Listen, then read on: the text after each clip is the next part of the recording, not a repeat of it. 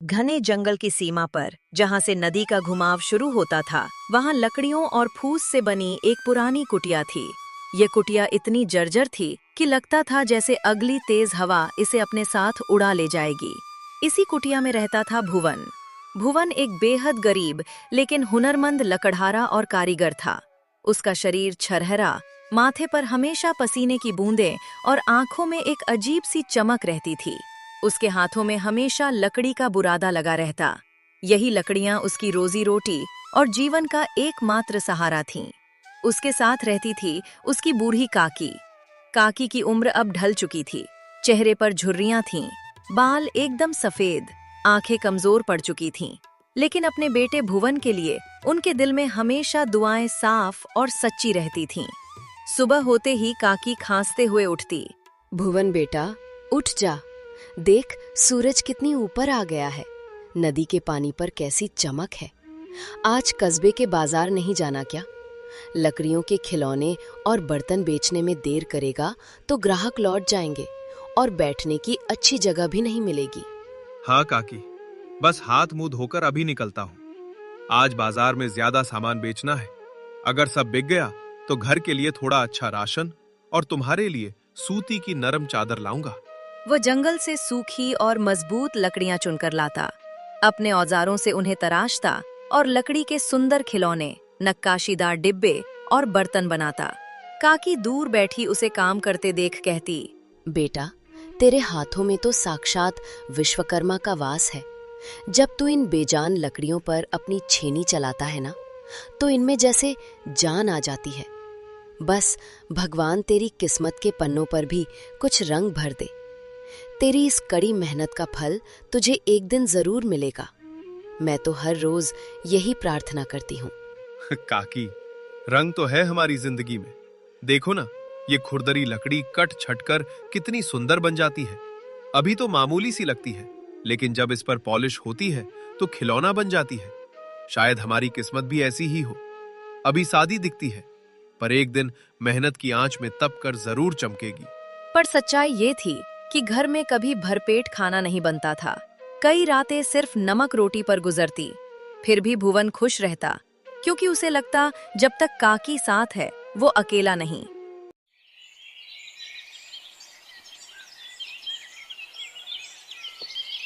एक दिन गांव के मुखिया जी आए। अरे भुवन, अब तू जवान हो गया है, दिन रात खटता है, घर की जिम्मेदारी उठाता है। अब तुझे अपना घर बसा लेना चाहिए। घर में बहू आएगी तो रौनक बढ़ेगी, तेरी काकी को भी सहारा मिलेगा। सच कह रहे हो मुखिया जी। क्या सचमुच अब मेरे भुवन के घर भी शहनाई बजेगी? मैं तो बरसों से यही सपना देख रही हूँ कि आंगन में एक बहू आए, घर में हंसी गूंजे। काकी ने चहकते हुए कहा, हाँ, क्यों नहीं। नदी पार वाले गांव में एक बहुत ही गुणी और सीधी सादी लड़की है। नाम है राधा। गरीब घर की है, लेकिन बहुत सलीकेदार है। घर का काम जानती है, बड़ों की इज्जत करती है। ऐसी बहू मिले तो घर स्वर्ग बन जाता है। मैंने सोचा तेरे भुवन के लिए वही ठीक रहेगी।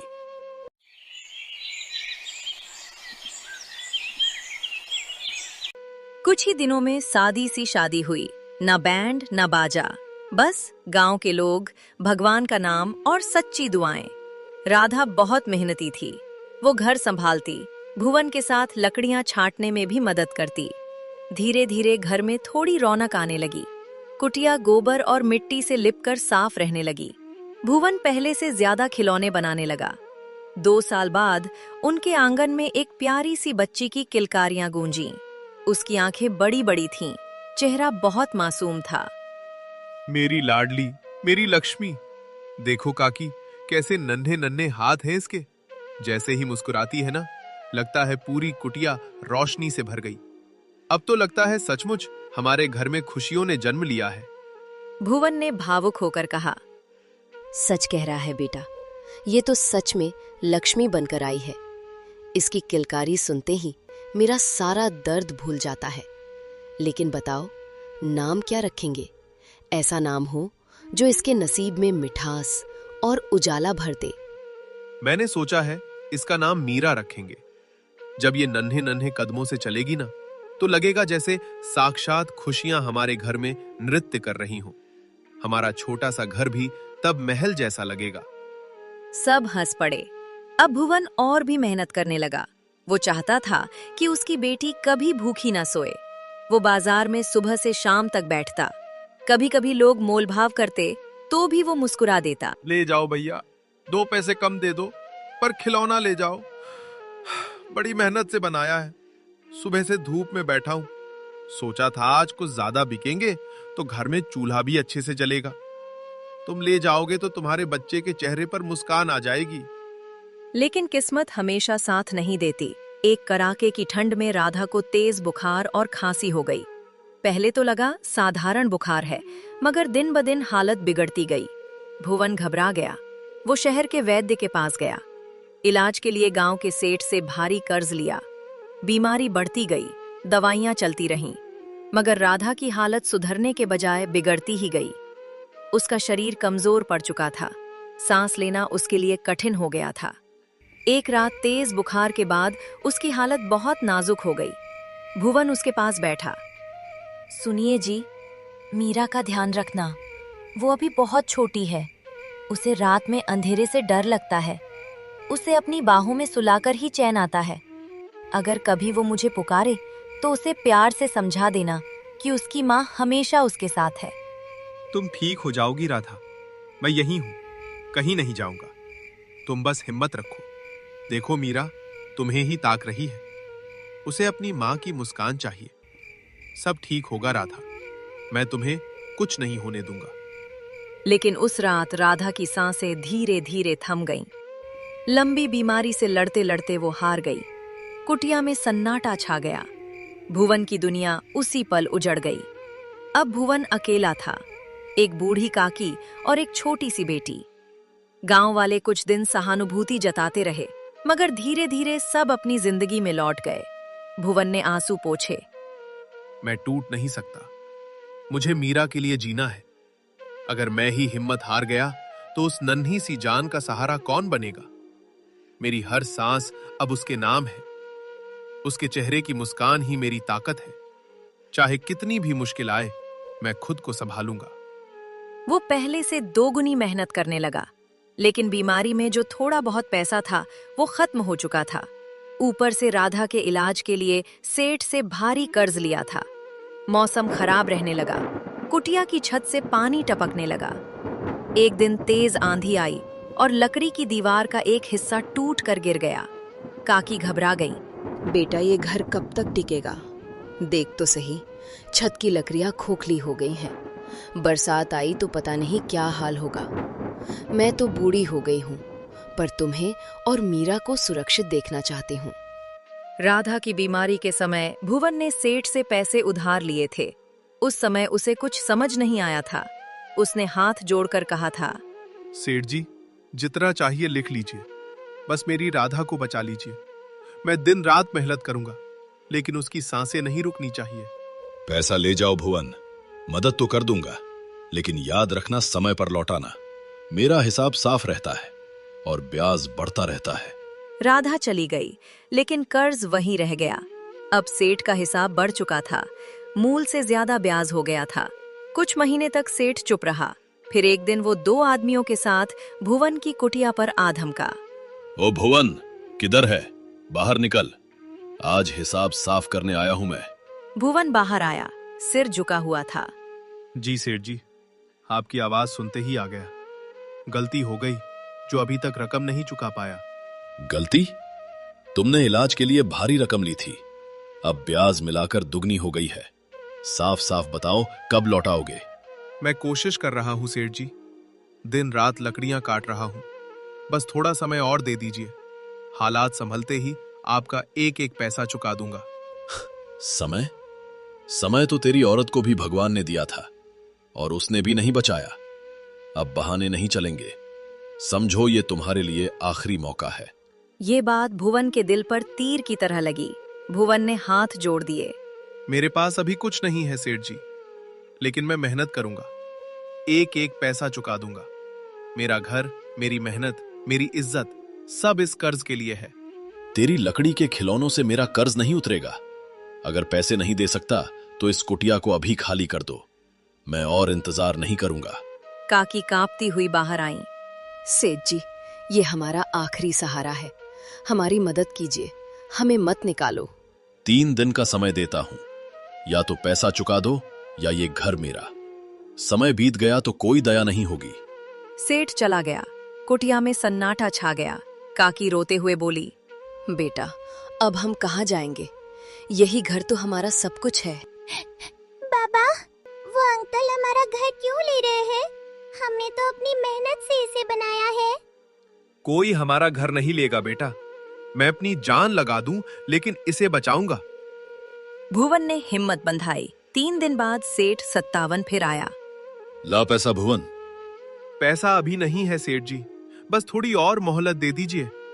तो ये घर अब मेरा है, शाम तक खाली कर दो। उसने अपने आदमियों से कहकर कुछ ही घंटों में कुटिया खाली करवा ली। गरीब भुवन सिवाय तड़पने के कुछ भी न कर सका। उसने कुटिया की दीवारों को देखा और दृढ़ आवाज में कहा, घर दीवारों से नहीं बनता सेठ जी, हिम्मत और जज्बे से बनता है। मेरा हौसला तुम कभी नहीं ले सकते। उस रात भुवन, उसकी बूढ़ी काकी और छोटी मीरा गांव के बाहर एक विशाल पीपल के पेड़ के नीचे बैठे थे। उनके पास बस कुछ बर्तन, एक पुरानी चादर और यादों का बोझ था। आसमान में काले बादल घिर आए। अचानक तेज बिजली चमकी और मूसलाधार बारिश शुरू हो गई। मीरा डरकर भुवन से लिपट गई। बाबा, आसमान से पानी गिर रहा है, मुझे डर लग रहा है। डर मत मीरा, मैं तुम्हारे साथ हूँ। बारिश हो या तूफान, हम साथ हैं और यही हमारी ताकत है।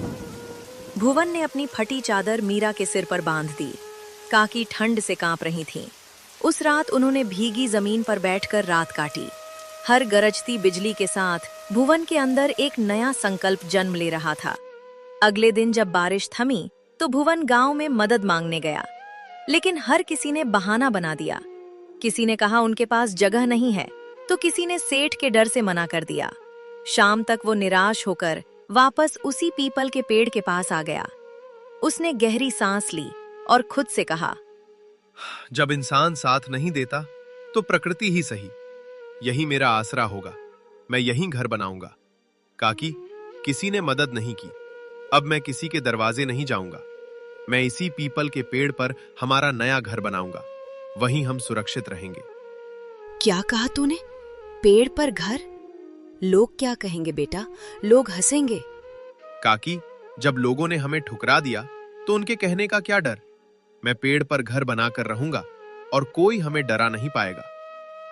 काकी ने बेटे की आंखों में एक नई आग देखी और कहा, अगर तूने ठान लिया है तो मैं तेरा साथ दूंगी।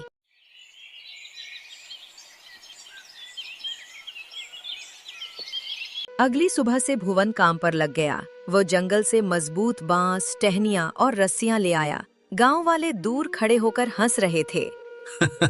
देखो, लकड़हारा बंदर बन गया है, पेड़ पर घर बनाएगा। पागलपन है ये। लेकिन भुवन ने किसी की नहीं सुनी। वह पीपल की मोटी डालियों के बीच लकड़ियां जमाने लगा। हफ्तों की जी तोड़ मेहनत के बाद बरगद की ऊंचाई पर एक मजबूत ढांचा खड़ा हो गया। ऊपर पत्तों और फूस की पक्की छत थी। दीवारों को मिट्टी से लीप दिया गया था। काकी, अब ये घर गिरने वाला नहीं है, तूफान भी इसे हिला ना पाएगा। हमने अपनी मेहनत से ये कर दिखाया है। तूने कर दिखाया बेटा, मुझे तुझ पर गर्व है। गांव में चर्चा फैल गई कि भुवन ने सच में पेड़ पर इतना मजबूत घर बना लिया है। लोग अब उसकी हिम्मत की दाद देने लगे, लेकिन ये बात सेठ तक भी पहुंच गई। सेठ जी, भुवन ने पेड़ पर घर बना लिया है, अब हर कोई उसकी तारीफ कर रहा है। अगर गरीब लोग ये मानने लगे कि मेरे बिना वे जी सकते हैं तो मेरा डर खत्म हो जाएगा। आज रात ही उसके घर की रस्सियां काट दो। आधी रात को सेठ के 2 आदमी धारदार चाकू लेकर पीपल के पेड़ के पास पहुंचे। उन्होंने एक रस्सी काटी। ऊपर हल्का सा झटका लगा। भुवन की आंख खुल गई। वो तुरंत नीचे उतरा। कौन है वहां? दोनों आदमी घबरा गए। एक भाग गया, दूसरा पकड़ा गया। सेठ ने भेजा है हमें, उसी ने कहा था रस्सियां काट दो। भुवन ने समझ लिया कि ये अब सिर्फ घर की नहीं, सम्मान की लड़ाई है।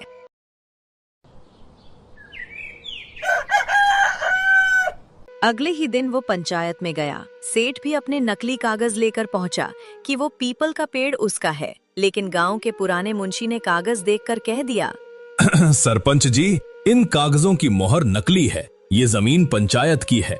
सरपंच ने सेठ को कड़ी फटकार लगाई और भुवन को कर्ज चुकाने के लिए 1 साल का समय दिया।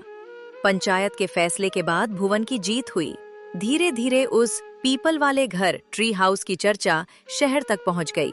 शहर से कुछ सैलानी उस अनोखी लकड़ी के घर को देखने आए। उन्होंने एक रात उस ट्री हाउस में गुजारने की इच्छा जताई और इसके बदले भुवन को अच्छे पैसे दिए। प्रकृति के बीच पेड़ के ऊपर रहने का वो अनुभव उन्हें इतना पसंद आया कि वे और लोगों को भेजने लगे। हर महीने अच्छे पैसे जमा होने लगे। सबसे पहले भुवन सीधे सेठ के घर गया। ये आपके कर्ज के पैसे हैं सेठ जी, ब्याज समेत सब चुका दिया है। आज से हम आपके कर्ज से आजाद हैं। सेठ चुपचाप खड़ा रह गया।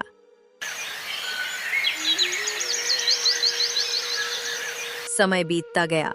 भुवन ने पास में 2 और छोटे ट्री हाउस बना दिए। पैसा आने पर उसने अपनी उसी पुरानी कुटिया वाली जगह को फिर से खरीद लिया और वहां एक पक्का ईंटों का मकान बनवाया। अब उसकी बेटी मीरा अच्छे स्कूल में पढ़ने जाती थी। एक दोपहर सेठ खुद भुवन के नए पक्के मकान पर आया। उसका सारा घमंड चूर चूर हो चुका था। मैं तुमसे मिलने आया हूं भुवन। मैंने तुम्हें बहुत परेशान किया। मुझे डर था कि लोग मुझसे डरना छोड़ देंगे। आज देख रहा हूं कि तुम अपनी मेहनत से मुझसे बहुत ऊंचे खड़े हो। मुझे माफ कर दो। भुवन ने शांत स्वर में कहा, मैंने उसी रात तय कर लिया था कि मैं नफरत नहीं पालूंगा। आपने जो किया उसने मुझे मजबूत बना दिया। शाम को भुवन अपनी बेटी के साथ पीपल के पेड़ तक गया। ऊपर ट्री हाउस हवा में झूल रहा था। एक गरीब कारीगर जिसने पेड़ पर घर बनाया था, अब अपने पक्के घर में इज्जत से रह रहा था। ये कहानी सिखाती है कि सच्ची मेहनत और अडिग विश्वास किसी भी विपरीत परिस्थिति को बदल सकते हैं।